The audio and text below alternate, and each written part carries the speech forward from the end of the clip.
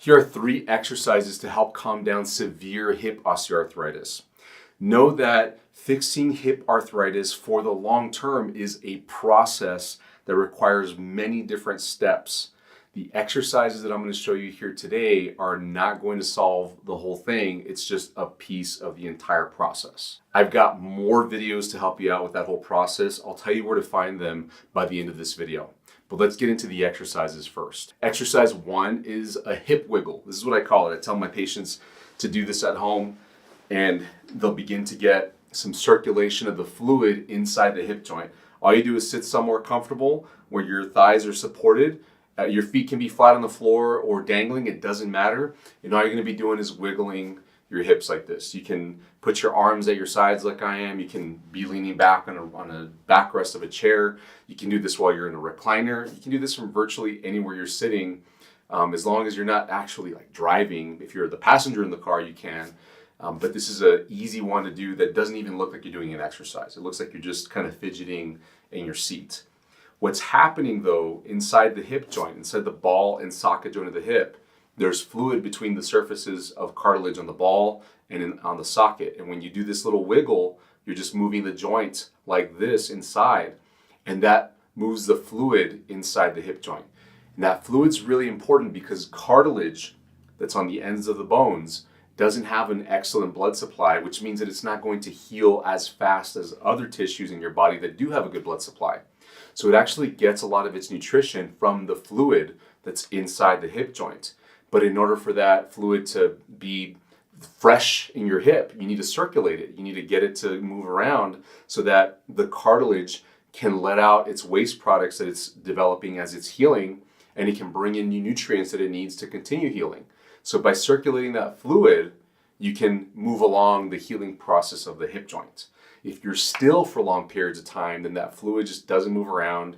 It starts to get stale. You don't get new nutrients in. You don't get the waste products out. You just develop more waste products. And all you need to do for this exercise is 1 to 2 minutes worth, but it does need to be frequent. You need to be doing this every hour while you're awake. You don't need to wake up in the middle of the night to do this.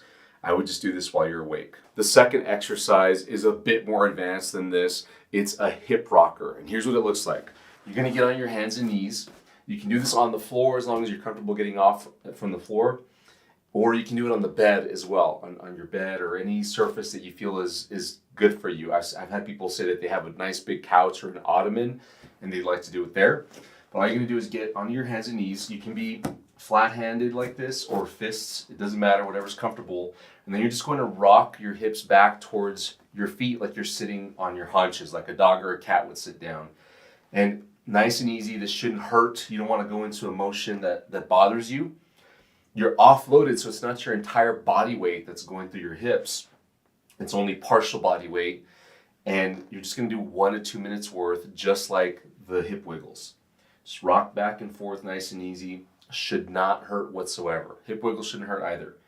A little variation you can put into this is come back at an angle. Come back towards your left foot. You can come back towards your right foot. Sometimes that little bit of extra sideways motion helps the hip joint to move in a different way. That might unlock some flexibility.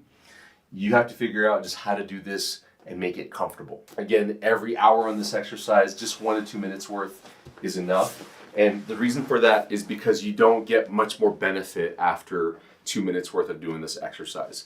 I'm not saying you shouldn't do more than 2 minutes, because I do have people all the time that say, I'm doing this every 30 minutes for 5 minutes each time.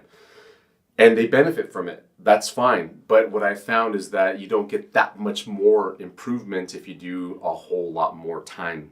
What's way more important is that you're doing this frequently throughout the day. So if you're just doing this for 30 minutes once a day altogether, not as beneficial as doing 1 minute every hour throughout the day. That's much more beneficial because we're trying to get that hip fluid to circulate. The last exercise is what I call a knee fallout.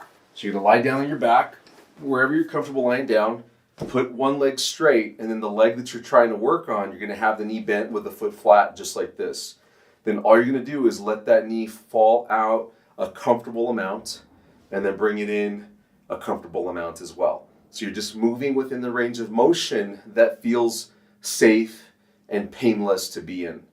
And what you'll often find is that if you do have any problems with the motion, is that after a few reps, maybe after 7, 8 reps, you actually can move easier and farther because you're doing a little bit of a stretch here. It's not a direct stretch, it's more of an exercise, but you're taking your joint to an end range that you may not be normally getting to throughout the day, and so it's going to get you more motion as a result of that.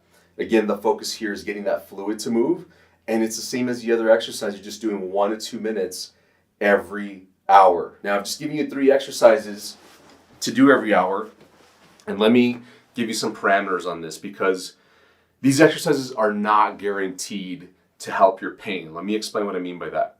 It could be that you're so severely irritated right now that anything will make it worse. Even these simple exercises, even the hip wiggles might not feel comfortable for you. If you're in that situation, then you probably need to be resting right now and not doing anything. And after you give it some time, you could probably begin to do exercises. Now, on the other end, I've had people that say, I'm doing this exercise more than every hour for more than 1 to 2 minutes, and I feel fine doing that. Most people fall somewhere in between. What you need to do is figure out what works for you. And it doesn't need to be a strict thing like what I'm saying, like where you need to do this every hour or else it's not going to work. What you need to figure out is, well, maybe I can do this for half the day. Maybe I can do 30 seconds.